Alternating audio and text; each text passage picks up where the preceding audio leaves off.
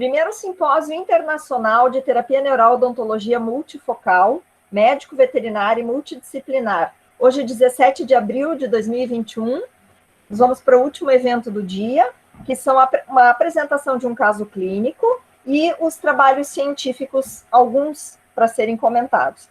Então, a apresentação de um caso clínico do nosso colega médico veterinário, Dr. Térbio Teixeira Moreira.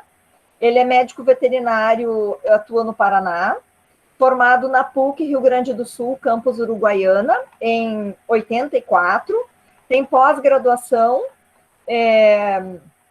atuação em gestão pública, formação dele de acupuntura no IBRATS, no Paraná, em 2003, fez o curso com o Dr. Leonardo Rocha Viana em 2019, aqui em Porto Alegre, com terapia neural em pontos de acupuntura, está cursando formação de quiropraxia veterinária no IBQA, aqui de Porto Alegre também, trabalha com integrativas na área fitoterapia, homeopatia e ozonioterapia.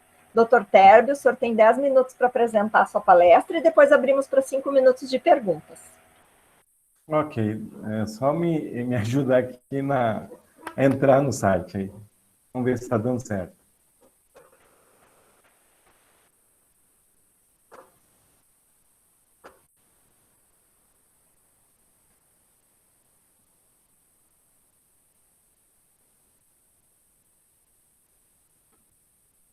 Deu certo? Ainda não. Acho que tem que apertar ali embaixo no apresentar agora.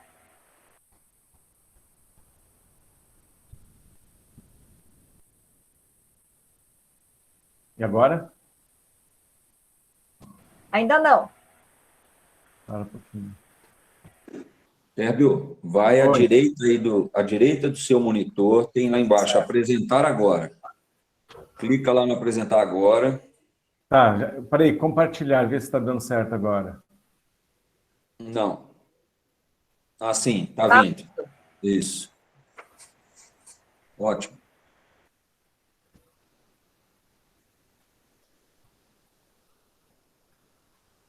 Vocês estão vendo a projeção, né? Sim. Térbio, coloca no modo apresentação, que aí fica grande o slide, e tu pode apertar ali onde diz assim, ó, interromper compartilhamento naquele quadradinho azul também. Não, aperta só o ocultar. Só ocultar. Ah, tá. Isso, aí. Deu certo agora? Está apresentando o slide?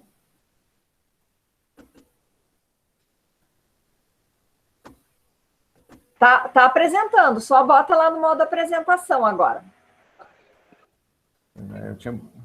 Aperta F5. Isso. E agora? Sim, estamos vendo. Ah, ok. Saiu. Saiu?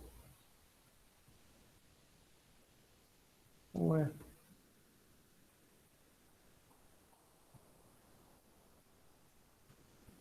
Saiu total? Tem que ir lá no PowerPoint de novo. E tu não pode sair da tua tela do PowerPoint, senão ela sai. Tu não, tu não vai conseguir nos ver. É assim mesmo. Certo. Tá aparecendo agora, né? Sim. Tem só que aumentar a tela de novo. F5, como ensinou o Marcelo. Tá.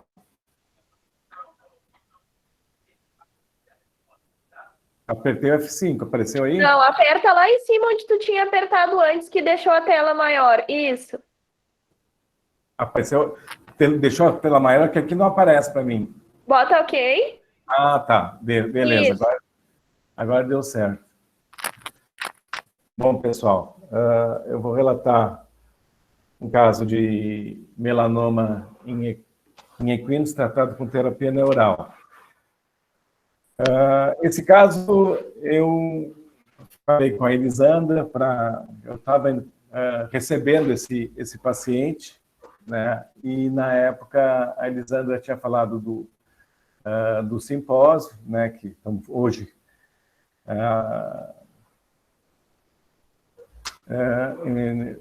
vendo ele, né? E aí ela me sugeriu que o pessoal estava usando a terapia neural com sangue, né? E eu vou relatar na sequência o que ela me falou, porque no primeiro momento eu ia usar só a terapia neural com solução de procaína.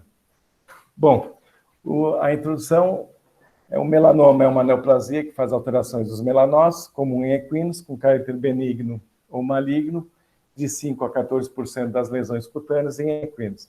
Afeta em um local da pele isolado ou, de forma geral, em várias regiões do corpo. A patogenia são distúrbios no metabolismo da melanina, a produção de alfa-MSH, hormônio estimulador de melanócitos a nível cutâneo.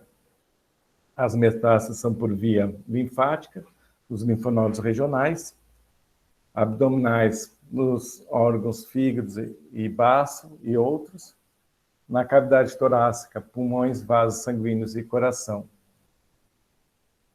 O histórico clínico era um equino macho, castrado, anglo-árabe, de idade avançada, ele tinha 25 anos, era usado na modalidade de salto e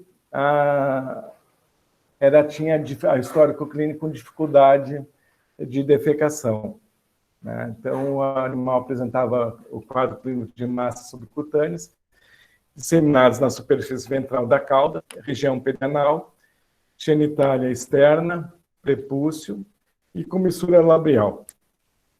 Aqui apresenta o prepúcio dele com nódulo, a comissura labial não dá muito para ver, mas era um grande nódulo, maciço e duro. Aqui, na região perianal, a massa, vocês notam que a massa está bem grande, né?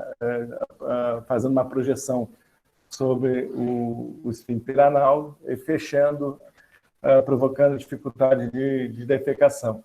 Veja na parte de cima, na cola do animal com bastante projeção de massa do melanoma. O tratamento foi feito na base da terapia neural, solução de procaína, na forma de 10% de sangue, com 90% de procaína a 0,75. Então, se retirou 5 ml de sangue paralisado e agregou em 45 ml de solução de procaína. A diluição foi essa abaixo, usando a solução fisiológica, bicarbonato e a procaína, nessas quantidades. O tratamento foi feito a aplicação de 3 ml de solução de terapia neural nos pontos de acupuntura, nos pontos bexiga 17, bexiga 20, vaso governador 1, vaso concepção 22, VG 26 e bairro. O intervalo foi em torno de 10 dias entre as aplicações. A gente fez uma diferença no ponto VG, que era o ponto de maior volume. A gente aplicou 10 ml, e o que sobrava, que dava menos em torno de 20 ml, a gente fez a aplicação endovenosa. Aqui aparecem os pontos de acupuntura, né? A bexiga 17, circulação de Qi e atua no intestino, a bexiga 20 para aumentar o Qi do baço, para edema, o VG 21 para aumentar o rim, para umidade e para as afecções perianais, o VC 22 equilíbrio de Qi, o VG 26 para aumentar a circulação e o Bairrui para estímulo de aumento de Yang. Aqui apresenta aí essas fotos são mais ou menos na segunda aplicação ou a terceira, né? A comissura labial deu uma diminuída, o prepúcio não apresentou tão diminuído como depois na sequência. Aqui ele teve, esse foi da segunda aplicação para a terceira, houve uma fissura, né? E essa aqui do lado da régua, se não me engano, é a terceira aplicação para a quarta, que houve já a cicatrização das fissuras que aparecem na foto anterior. Então, a conclusão é que no 13º dia de tratamento houve uma diminuição considerável, aproximadamente de 40% a 50% do volume. Houve a superação de massas, né? Mas a maioria evoluiu do tecido que era duro e consistente, ela amoleceu e diminuiu bastante o volume, né? Aí o animal não apresentou mais dificuldade para defecar. A gente não deu continuidade no tratamento porque o proprietário decidiu aposentar o animal e levou para a fazenda, né? Então, a gente não conseguiu dar continuidade para ver se a gente conseguia ter uma diminuição mais, uma recidiva melhor do tratamento que foi feito. Obrigado. Terve, uma pergunta. Ali foi no 30º dia, desculpa, depois de 30 dias de tratamento é que o proprietário decidiu terminar com o tratamento? A gente fez as 4 aplicações, né? E aí, o que aconteceu? Nesse período de fazer as 4 aplicações, o proprietário começou a ler sobre o melanoma. E aí, na literatura, todo mundo bota os prognósticos ruins, né? Como o animal tinha uma idade avançada, né? E aí ele, na verdade, criou uma dúvida, né? Disse assim, será que vai regredir mais ou não? E aí ele resolveu levar o animal para aposentar, porque tem a parte do custo de ficar o animal estabulado dentro de um clube hípico, né?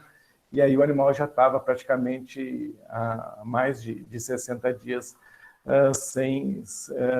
só fazendo tratamento, porque eu pedi para que não usasse ele no período que a gente estivesse fazendo tratamento. Aí ele resolveu aposentar, né? O animal tinha em torno de mais de 25 anos, né? Então foi por isso que acabou a gente não tendo, né? Mas assim, para mim foi muito interessante, porque da primeira aplicação para a segunda, né, do dia 1 ao dia 10, o animal respondeu bastante bem, né? Houve uma melhora razoável, a gente até percebia, né? Mas a gente deixou para pegar e tirar mais fotos, só que na sequência eu não consegui fazer fotos melhores para fazer as 4 aplicações com fotos, né? Então o prejuízo foi poder mostrar a evolução da terapia neural no melanoma. Mas, Terve, foi bem evidente a redução do tumor, né? Ali tu mede com a régua no início, no final é evidente, ao que me pareceu, reduziu quase a metade, né? E reduziu mais, porque, se não me engano, essa da régua foi a terceira aplicação, foi nos 20 dias, né? Então, mas tinha uma outra foto que, quando a gente foi salvar no coisa, ela ficou muito tremida e muito desfocada. Quando jogava no PowerPoint, não dava para ver nada. Aí eu resolvi não colocar, né? Mas, assim, para mim, foi muito gritante, porque eu não imaginava que a regressão ia ser muito rápida. Para mim, porque você pega toda a literatura e só fala prognóstico ruim, né? E o animal ter conseguido recuperar bem, para mim foi muito interessante. E pergunto também, Terve, tu usou apenas terapia neural ou tu associou outras terapêuticas? Não. Esse aí foi... Primeiro porque quando eu fiquei lendo, né, que a maioria na literatura sacrifica os animais, não fazem nenhum tipo de tratamento. E os que fazem os tratamentos são aqueles tratamentos alopáticos, né, e que tem um monte de problemas, né? Então eu resolvi isso, não, vamos fazer, né? Tanto é que eu segui aquele que você tinha falado, que o pessoal de Minas Gerais estava usando o sangue lá, diluído com sangue, né? E eu achei interessante porque no primeiro momento eu ia usar só terapia neural, só a solução de procaína. E aí eu resolvi fazer aquele esquema dos 5 ml epanelizado e fazendo a diluição. E assim, eu achei muito interessante porque foi muito rápido. Os 10 primeiros dias ele dá uma evolução, porque a massa, assim, para quem pegava, era muito dura. Principalmente naquela região anal lá, parecia que, assim, que tinha implantado um pedaço de pedra embaixo do corpo do animal, né? Literalmente, falando assim, bem simples e grotesco, era mais ou menos isso que o animal apresentava. Deixa eu passar os comentários no chat aqui, Térbio. Parabéns, muito bom, parabéns pela apresentação, doutor Leonardo falando, muito bom, a Bruna parabenizando. Valéria, tem alguma notícia desse animal? Não sei porque que aconteceu. Esse animal é do Paraguai, né? E aqui o clube hípico é na Cidade de Leste, né? Que é uma área urbana, né? E as fazendas, mais ou menos, essas fazendas do pessoal, geralmente em outros estados dentro do Paraguai. Então, normalmente o animal vai para longe e a gente acaba não sabendo, né? Do como que foi. Mas assim, o proprietário, ele queria dar uma qualidade de vida no final. Como o animal já estava com 25 anos, e, né, então, assim, o animal sendo ondulável, eles têm uma longevidade maior, né? E aí ele queria que o animal tivesse uma vida solta, porque foi um animal que ficou desde os 4 anos dentro resolveu dar essa qualidade de vida no final, né? Por causa do lance dele ter lido na literatura que os animais vêm a óbito muito acelerado, né, a doença, né? Então foi por isso que acabou não ficando. Eu queria tentar tratar mais tempo, né, para ver se a resposta a evolução ia ser melhor, né? Sim. Roberta, parabéns, muito interessante o resultado. Mais alguma pergunta, pessoal? Porque o nosso tempo aqui nas apresentações é mais curto, mas se tiver pergunta... Eu posso fazer um adendo. Parabéns, Térbio, pela apresentação. Eu tive a oportunidade de pegar inúmeros casos de tumores desse tipo, lá na Polícia Militar. Nós tínhamos 400 cavalos, em torno de 150 eram tordilhos, e alguns apresentavam depois esse tipo de tumoração. Eu tive a oportunidade de necropsiar uma égua que morreu de melanoma, e eu fiquei apavorado, porque tinha melanoma dentro do cérebro e no olho, até dentro do olho do animal. Tinha no corpo todo. E tinha uma outra égua, que era parceira, vamos dizer, dessa égua que morreu de melanoma, e eu não queria que ela chegasse a desenvolver o quadro como essa outra. E nessa época, ao passar a mão na virilha ali dos animais tordilhos, muitas vezes a gente encontra uma tinta, né? Uma tinta que sai preta, como a tinta da lula, como o nanquim, tá? E com isso eu vinha, vamos dizer assim, fazer uma associação, tá? Com o remédio sépia. E comecei a dar sépia nesses casos. Sépia CH30, e essa égua veio a morrer muito tempo depois de cólica.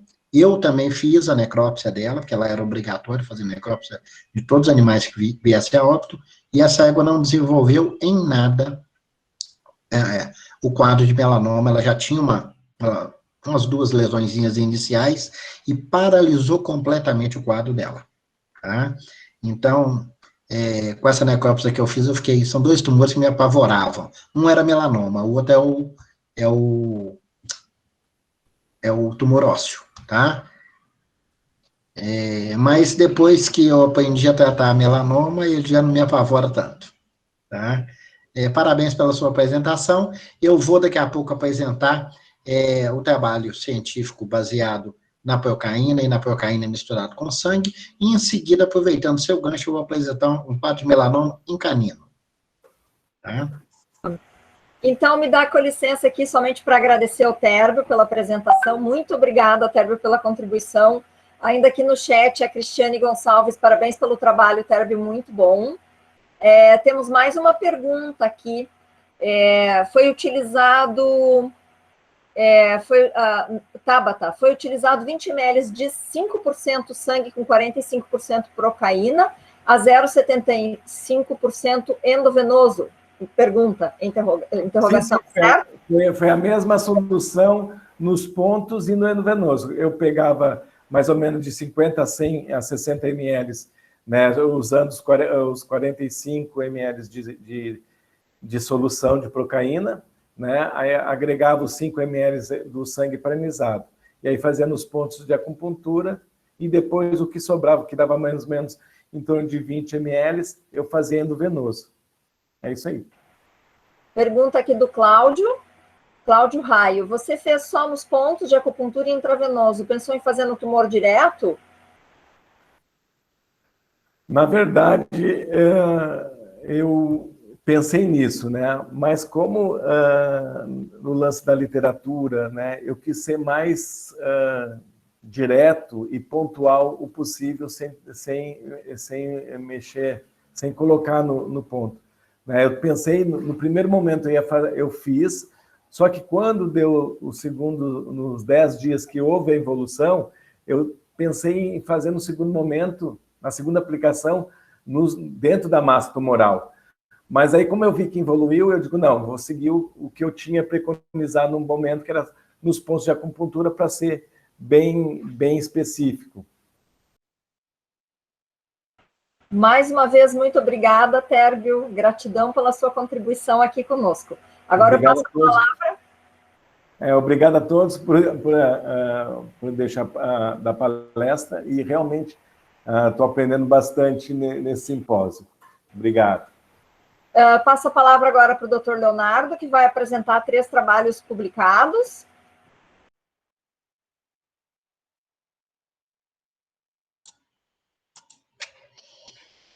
Boa noite, pessoal, tudo bem?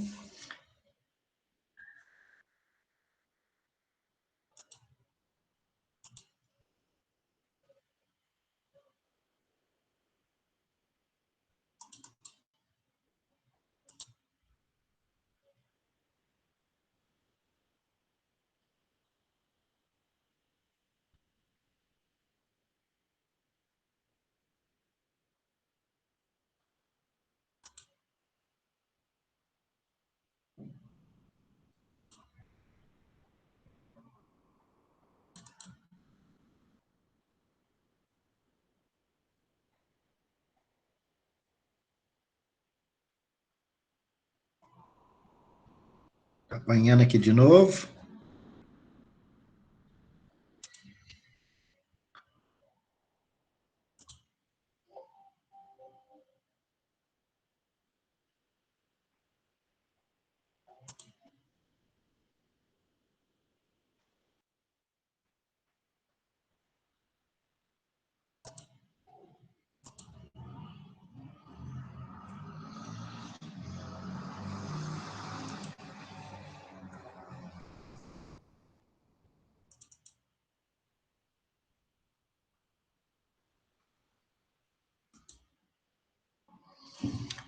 Apareceu aí, pessoal? Sim, estamos vendo e lhe escutamos bem. Ok, então vamos lá. Esse trabalho é sobre pH e condutividade do cloridrato de procaína em diferentes concentrações utilizados na terapia neural. Esse trabalho foi executado por mim, pela doutora Bruna e pela Cibele, nossa farmacêutica de estimação aí. Esse artigo foi publicado no Multidisciplinary Science Journal. O aparelho usado para fazer as medições foi o pH-metro da Chemix, tá? Com 2 eletrodos, um de vidro e outro de metal. Aqui vocês podem ver, então, o aparelho com os eletrodos. Ele estava aferido dentro do prazo, tudo certinho. Aqui estão nossas amostras. Nós testamos inicialmente o cloridrato de procaína 0,7% com bicarbonato de sódio. Essa diluição tem 21 dias que nós fizemos a diluição, tá? Na bolsa de soro fisiológico.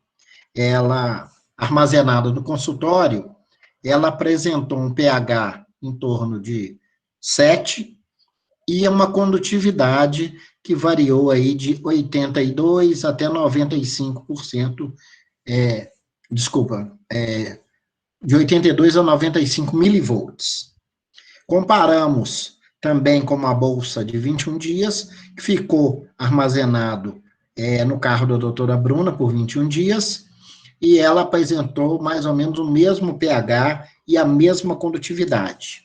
A gente queria saber se esse armazenamento no consultório e no veículo tinham diferenças, mas não ocorreu diferença estatística entre esses dois armazenamentos.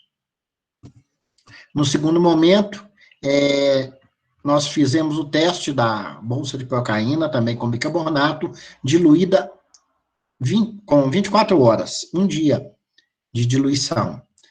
Nesse aspecto, o pH um pouco mais baixo, em torno de 6,5, e a condutividade subiu para 207 milivolts, em média. O que nós fizemos, então? Nós resolvemos ir diluindo essa concentração. Usamos, então, a medição na bolsa de procaína a 0,35%, também com 24 horas de diluição. A condutividade foi para 197, depois usamos a procaína 0,26%, a condutividade foi para 180 milivolts, e a procaína 0,17%, e a condutividade 200 milivolts. Todos com pH em torno de 6,5. A droga recém-diluída apresenta um pH mais baixo, mais ácido, e a droga mais antiga vai ficando mais alcalina. Então, a conclusão, a procaína 0,7 diluída 24 horas apresentou 207 milivolts, tá? Em contrapartida, a diluída com 21 dias apresentou uma média de 91,4 milivolts. Ou seja, a droga vai ficando mais velha e dia a dia vai perdendo seu potencial elétrico. Não houve diferença entre a análise da procaína 0,7, armazenada no consultório e armazenada dentro do veículo. A procaína 0,7, diluída com 24 horas, apresentou um pH de 6,5, ácido, enquanto a diluída há 21 dias apresentou um pH em torno de 7,2, mais básico. Com o passar dos dias, a solução vai alcalinizando e a eletrocondutividade vai diminuindo. A procaína diluída a 0,7, 0,35, 0,26, e está errado aqui, não é 1,75, não, é 0,17, tá? Desculpe. Não apresentou diferença significativa. No pH ou na eletrocondutividade. Apesar de vários autores relatarem a condutividade da procaína em 290 milivolts, nós conseguimos 207 milivolts nessa diluição de 24 horas, né? De 180 a 207. Então, a conclusão é que a procaína diminui dia a dia o seu potencial elétrico e a droga, que é mais ácida, vai ficando mais alcalina com o passar dos dias. Aqui a tabela geral da diluição de 21 dias. Nós também fizemos ela dinamizada 100 vezes e dinamizada 200 vezes, tá? Dinamizar é agitar a bolsa, tá? Fazer sucções na bolsa. Não houve também diferença de eletrocondutividade ou de pH ao fazer isso, tá? Tem um trabalho da Jaqueline mostrando que a dinamização da bolsa aumentou o tempo de eficácia de duração, né, da procaína, tá? A procaína se manteve mais estável na bolsa dinamizada. Mas na eletrocondutividade no pH nós não observamos diferença, tá bom?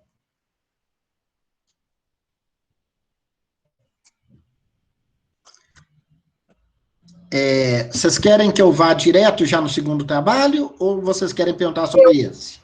Eu acho que sim, Léo. Acho que fica mais prático tu apresentar os três, daí agrupa as perguntas. Vão ser 2 científicos e depois um é caso clínico, tá? Então, vamos para o próximo trabalho. Terapia neural e autohemoterapia, avaliação de pH e condutividade de misturas de sangue com cloridade de procaína. Os autores são os mesmos, eu, a Bruna e a Cibele, e também esse trabalho foi apresentado no Multidisciplinary Science Journal, tá? O mesmo aparelho pH-metro foi utilizado para fazer as análises, e nós fizemos, então, misturas de sangue com procaína e com EDTA e citrato. Vamos ver aqui, então, os resultados. O objetivo foi aprofundar os conhecimentos sobre a mistura de procaína e sangue e procaína anticoagulante e sangue, a fim de embasar as aplicações venosas e arteriais de procaína e também embasar a autohemoterapia neural e a autohemopuntura. O que acontece muitas vezes é que um monte de gente fica achando as coisas, né? Eu acho que 50% é melhor. Eu acho que 10% é melhor. Então, a gente tem que parar com esse achismo, né? E desenvolver trabalhos. Para parar de ficar achando, já que a gente trabalha é consciência, como o Marcelo coloca muito bem, né? Tudo que a gente faz tem embasamento científico, mas nós precisamos trabalhar para produzir essa ciência e para que ela seja acessível para nós que estamos fazendo os trabalhos e para os nossos colegas, que muitas vezes, né, estão aí na luta do dia a dia e não tem tempo de desenvolver esses trabalhos. Então, a gente faz para passar para vocês e para que vocês passem para os clientes de vocês de uma forma muito mais acadêmica e muito mais científica. Inicialmente, nessa tabela, vocês observam, né, o sangue com EDTA, no caso aqui foi um sangue masculino, apresentou um pH de 6 e uma eletrocondutividade de 52.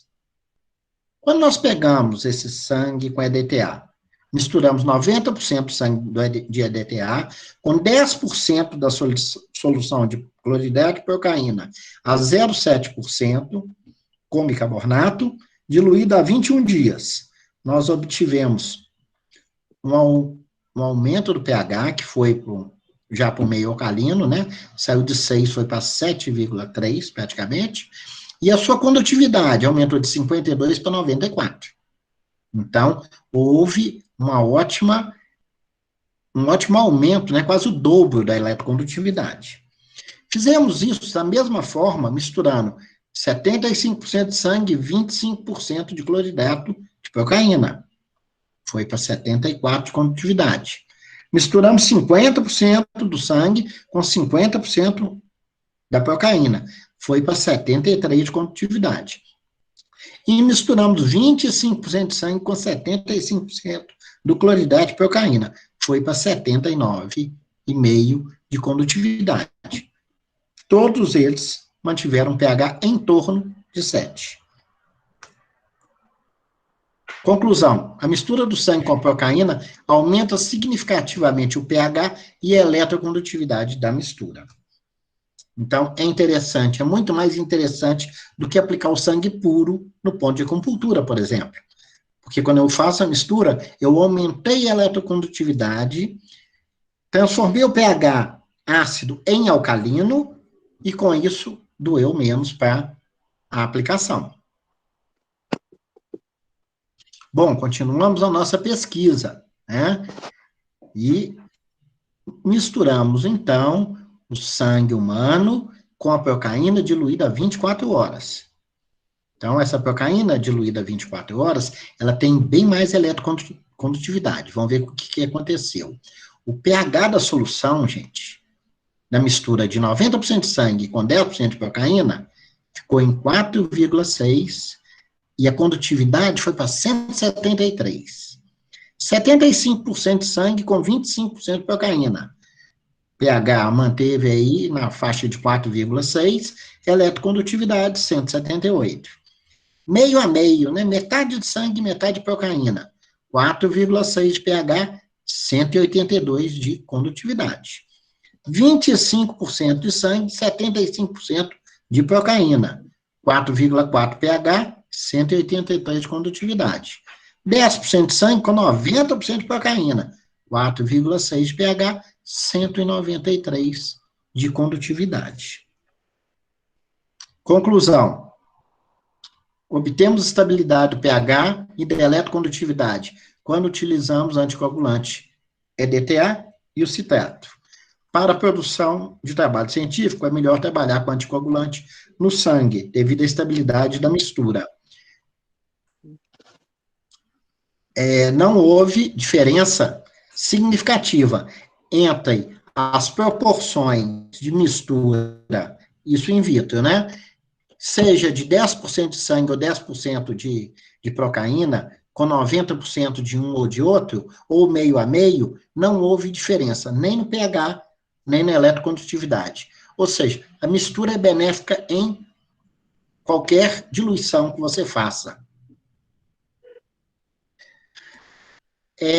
Resolvemos testar o sangue misturado com procaína e bicarbonato sem anticoagulante. Quando a gente faz isso, a gente mantém um pH estável, mais ou menos estável, tá? Fizemos as mesmas misturas, 90% de sangue com 10% de procaína, 25% de sangue com 25% de procaína, meio a meio.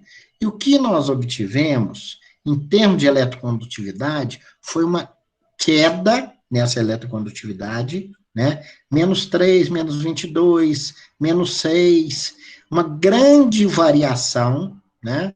Uma variação aqui, ó, de 43 milivolts, com uma resposta de 11. Uma variação de 125 milivolts, com 15% de resultado. Ou seja, o que está acontecendo? Quando trabalhamos com mistura de sangue e procaína, temos uma certa estabilidade do pH, mas com muita variação na eletrocondutividade.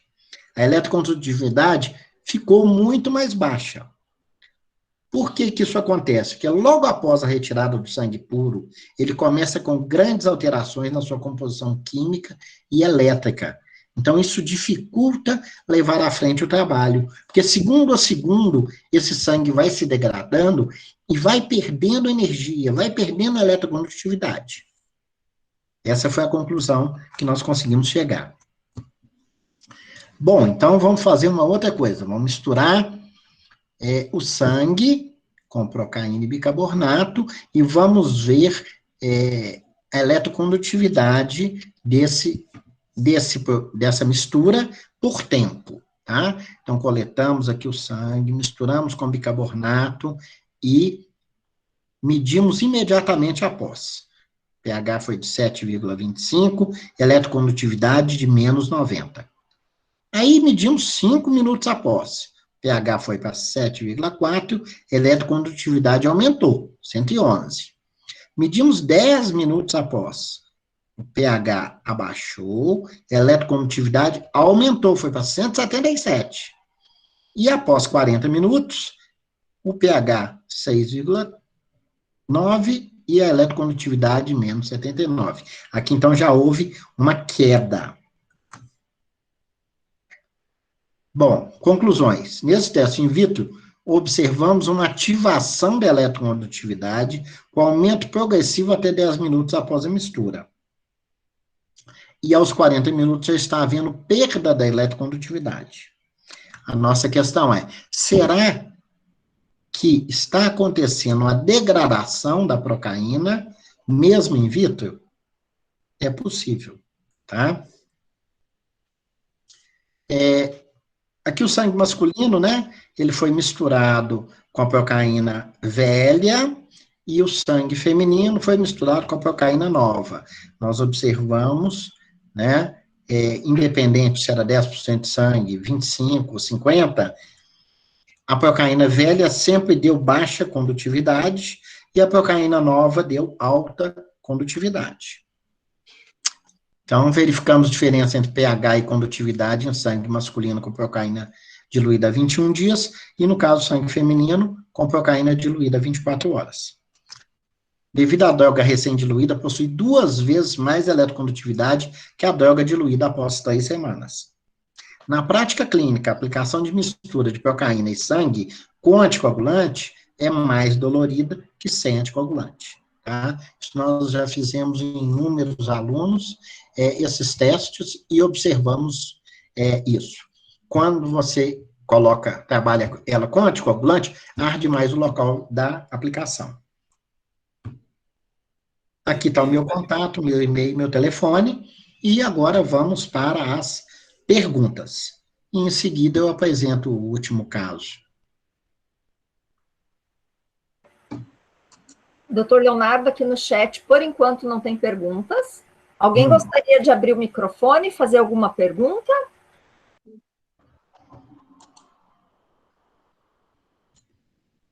Valéria Ribeiro. Vocês entenderam o trabalho? Oi.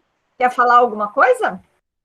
Só tenho a agradecer, gente, doutor Leonardo. Estou encantada com o congresso de vocês estão de parabéns, tá?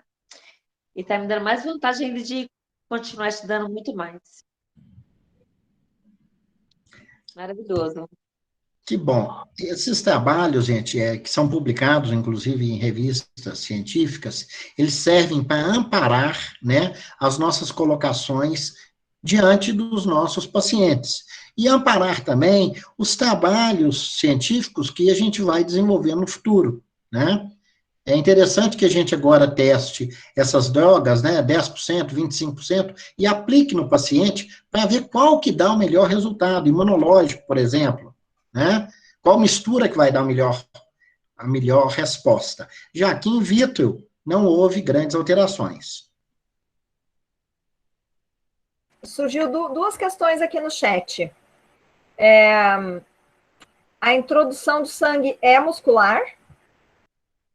No caso, nós só fizemos a medição, né? Mas quando a gente vai fazer a aplicação, a gente pode fazer a autohemoterapia, tá? Aplicação do sangue com procaína no músculo, ou a autohemopuntura, que seria a aplicação da procaína com sangue no ponto de acupuntura, tá? O que diferencia é que quando você faz um ponto de acupuntura, você vai usar uma dose mínima para ter um efeito maior do que no músculo. E associa-se ainda o efeito do estímulo daquele ponto de acupuntura. Tem outra pergunta aqui do Cláudio Raio. Léo, o que você acha melhor para terapia neural? Fazer com EDTA ou sem EDTA? Olha, no dia a dia, como eu aplico muito rápido, né, eu faço a coleta e aplico muito rápido, no dia a dia, eu uso sem EDTA. Para desenvolvimento de trabalhos científicos, eu indico EDTA ou citrato, por causa da estabilidade da droga. E quando eu estou ensinando meus alunos a fazer isso, tá, como eles têm dificuldade de achar os pontos e aplicar rapidamente, ou aplicar no músculo, eu gosto que eles usem um anticoagulante, para que eles não fiquem apavorados que vai haver um entupimento da agulha, né? Então, o treinamento deles eu gosto de fazer com um anticoagulante. Espero ter respondido aí a pergunta. Outra pergunta, Margarida Maria. Quantos ml de sangue na autohemopuntura? Tá, ótima pergunta, tá? Eu peguei vários pacientes, alguns pacientes, inclusive pacientes oncológicos, que estavam fazendo esse tratamento normal, né? Aplicando 10 ml de sangue no músculo, glúteo, 5 em cada braço, e não estavam já tendo muita resposta, esses pacientes oncológicos. Então, eu troquei 10 ml de sangue por 3, aplicando meio ml em 6 pontos de acupuntura escolhidos, tá? E também passei a misturar o sangue com procaína, e aplicando a mesma dosagem, meio ml por ponto. O resultado da aplicação no ponto de acupuntura foi bem superior à aplicação muscular. Um comentário da... Isso são pacientes oncológicos que eu tratei por 1 ano, tá, gente?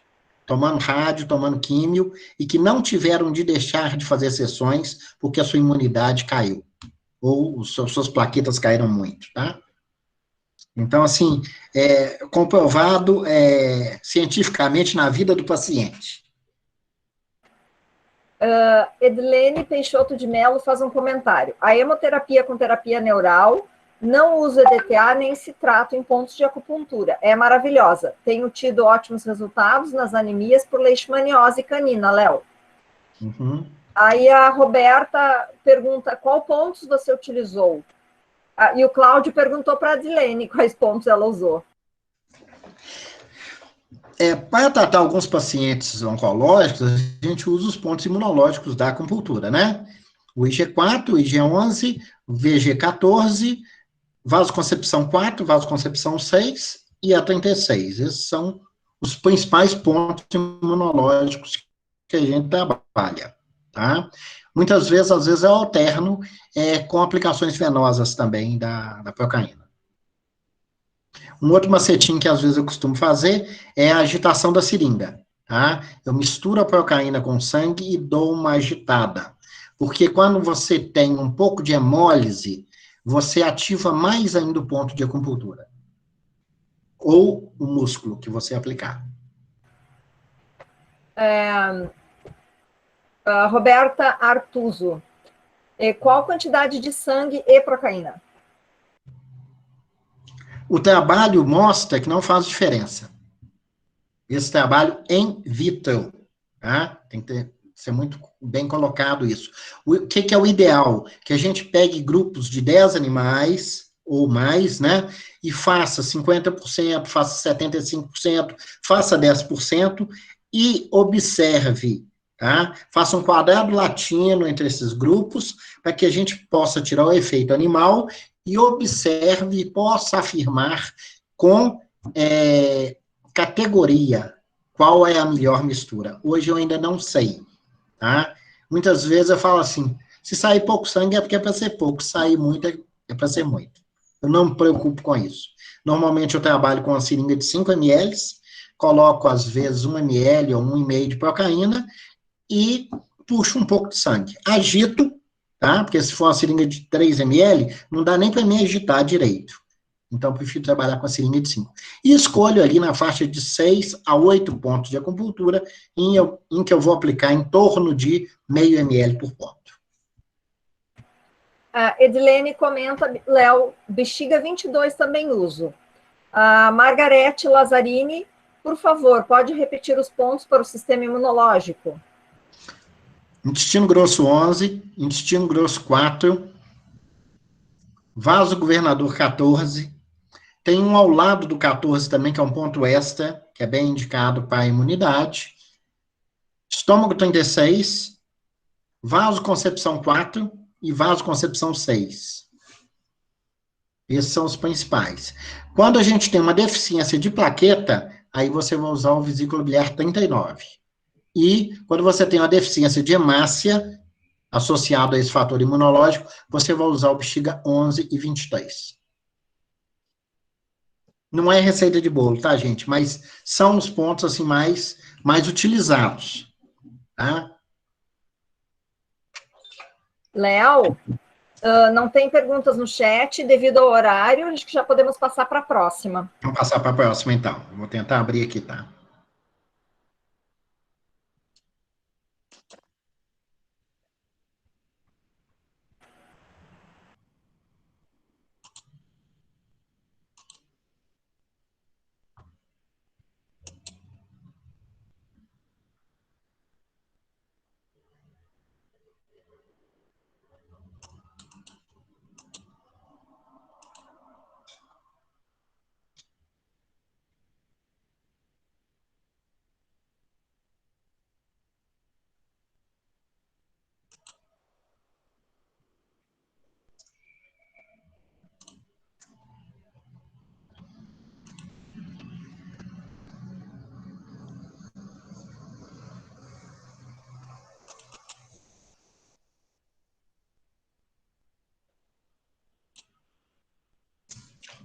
Já apareceu aí?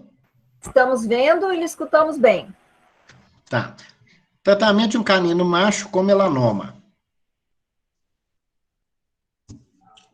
Esse é o nosso paciente, um cocker spaniel de 5 anos de idade, ele apresenta crescimento de tecido de unhas nos coxinhos e também foi diagnosticado com melanoma no coxinho. Isso porque foi retirado, né, uma massa no seu coxinho, e isso foi em 2012. Após a cirurgia, eles queriam fazer a remoção da pata do animal, tá? E a tutora não concordou, pediu então que a gente apresentasse um tratamento natural para que ele pudesse ter uma vida razoável, tá? O tempo de vida num animal diagnosticado com melanoma, no caso canino, é de 3 a 6 meses, é o que a literatura coloca. Esse animal era um pouco tímido, né? E ele não gostava que a gente olhasse diretamente nos olhos dele, sempre apresentava esse quadro de virar a cabeça e virar o rosto. A gente observa também que animais escuros, e principalmente de pele escura, têm mais tendência a ter melanoma. Aqui mostra, então, a foto da cirurgia. A cirurgia foi feita nessa área, né? Vocês veem ali a linha da cirurgia, e o crescimento de uma unha, né, no coxinho plantar dele, que já tinha alteração, tá? Depois de cicatrizado o tecido, veio o resultado do laboratório, e aí a proprietária não quis fazer a amputação da patinha do animal, e nós resolvemos, então, junto com ela, fazer esse tratamento natural. O animal foi tratado com terapia neural e hemopuntura neural, utilizando procaína 0,7 com bicarbonato. Para ajudar a alcalinização do corpo, foi indicado bicarbonato de sódio por via oral, uma colherinha de café 2 vezes ao dia. Porque a gente sabe que a tendência dos cânceres é evoluir mais nos organismos ácidos. E a ração que a gente normalmente dá para os animais leva a uma acidificação do corpo. E ração é prático, né, gente? O ideal, nesses casos, é que o proprietário passe a dar comida caseira, mas muitas vezes, quando viaja, acaba dando ração, porque é mais fácil, só abrir o pacotinho e servir.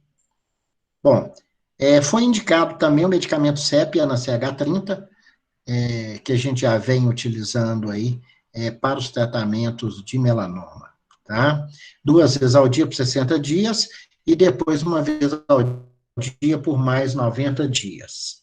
Esse foi a base do tratamento desse animal, tá? Então, a gente fazia a hemoterapia neural, aí mostrando o ponto vaso-governador 14, e fazia também a hemoterapia neural na patinha, na área onde foi retirado o tumor. Ele não gostava, claro, né?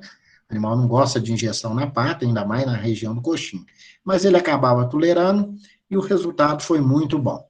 Esse animal não apresentou recidiva do tumor, nós acompanhamos ele por 2 anos e meio, infelizmente ele veio a óbito depois por problemas relacionados a uma sedação, na clínica onde ele tratava. Eles iam fazer uns exames, sedaram o animal e ele teve um choque aí na sedação, acabou ficando em coma e depois sendo sacrificado. Eu não sei o que eles arrumaram com ele lá, mas foi o que nos foi relatado, né? Foi o que aconteceu, que foi relatado para a proprietária. Então,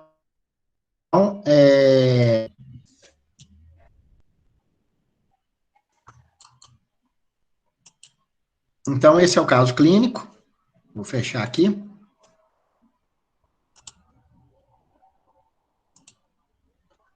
E estou disponível aí para as perguntas. Léo, tira o campo de apresentação para a gente visualizar melhor. Isso. Ok. Pessoal parabenizando aqui no grupo, show, muito obrigada, parabéns, Léo, excelente apresentação. Eu vou fazer uma pergunta.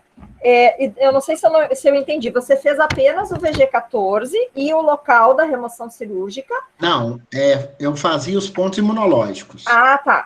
Ali aquela foto está demonstrando no VG14, mas normalmente eu trabalho também o IG11 e o E36. Eu não gosto muito de aplicar IG4 nos cães, primeiro porque é dolorido, depois que a ação do IG4 no canino é 10 vezes menor que a do humano, para não falar que é muito, muito menos ainda, né? Porque os receptores que a gente tem de inervação no humano, e essa representação cerebral dele, é muito grande. Então, o IG4 no humano tem um ótimo resultado. No cão, pouquíssimo resultado. E a frequência, Léo, do tratamento? Como... Uma vez por semana. Quanto tempo? Depois a gente pula para 15 dias. Nesses casos, em tumores mais invasivos, normalmente a gente faz durante uns 4 meses. Depois passa para quinzenal, tá? E depois vai fazendo, assim, uma visita por mês, tá? Vai acompanhando por telefone, para ver como é que está indo. Perfeito. Eu resolvi apresentar esse caso, nós temos inúmeros casos, mas eu aproveitei tanto o trabalho do sangue, né, que nós fizemos, como o trabalho do térbio, para o pessoal poder fazer uma associação, tá? Aqui, o Cláudio Raio. Léo, você tem alguma experiência com melanoma oral? Tem como fazer a terapia neural ou hemoterapia local e locais de acupuntura? Que dica você daria? É mais raro a gente pegar o melanoma oral, né, como lesão inicial, tá? Tem que ver se isso não é um nervos azul que está aparecendo aí, tá? Mas se ele está oral, muitas vezes ele já está em outras partes corporais, tá? Normalmente ele aparece inicialmente em áreas onde bate sol, tá? Outra coisa que acontece às vezes na boca são manchas melânicas, e algumas raças têm com mais facilidade, mas que dificilmente viram melanomas, tá? A segunda colocação dele, qual foi? Experiência com? Como fazer terapia neural ou hemoterapia local ou locais de acupuntura, que dica você daria? Olha, eu faria nos dois. Eu faria a nível local e em pontos de acupuntura que trabalham a imunidade, tá? Já que o desenvolvimento dos cânceres está relacionado a uma deficiência do sistema imunológico. Uma coisa que eu não comentei, né, nos tumores que o térbio tratou, quando você tem um tumor que supura, é ótimo. Mostra que o corpo acordou para aquele tumor e está atacando aquele tumor, por isso que ele vem a supurar. Tá? Então, é incômodo, é dolorido? Mas é uma saída que o organismo encontra. Porque até então, ele está aceitando aquele tumor como bonzinho. E quando ele entende que aquele tumor está tapeando o sistema, ele passa a combatê-lo. Então, vem muitas vezes a supuração ou a ulceração do tumor, que é um bom resultado, apesar que muitas vezes o proprietário não entende aquilo como bom, tá? Uma pergunta aqui, na verdade, uma Margarete Lazzarini. Parabéns a toda a equipe organizadora e a todos os palestrantes pelo alto nível científico e a vasta abrangência. Gratidão. Pessoal, mais alguma pergunta? Porque já estamos bem adiantados. Alexandra, em casos de linfoma multicêntrico, também pode-se estimular esse ponto? Tem resultado? Alguma dica diferente? Tá. O linfoma, gente, ele está muito relacionado ao sistema, não só o sistema venoso, mas o sistema de drenagem do corpo, né? Ele se espalha com mais facilidade, então é um tumor também difícil de ser tratado. Em todo tipo de tumor, o aumento da imunidade e a alcalinização do sistema é bem-vindo, tá? Em alguns casos, a gente aplica perilinfonodos também, no caso de linfomas. Tá? Tem trabalhos científicos demonstrando eficácia de 22% a 40% em oncologia, tá? Em diferentes tipos de tumor. Tá? Mais agradecimentos aqui. Clailson Faria, excelente evento, parabéns. Aplicação direto no linfonodo? Em torno do linfonodo, tá? No caso de linfomas. Então, obrigada, excelente. Eu também quero agradecer a apresentação do Dr. Leonardo Rocha Viana, muito obrigada, em nome da Comissão de Medicina Veterinária Integrativa. E vamos encerrar, então, o evento. Amanhã, 8 da manhã, estamos aqui novamente. Obrigada a todos vocês por estarem aqui conosco. Muito obrigada, doutor Leonardo. Muito obrigado a todos, boa noite. Lembrando aqui as colocações do Marcelo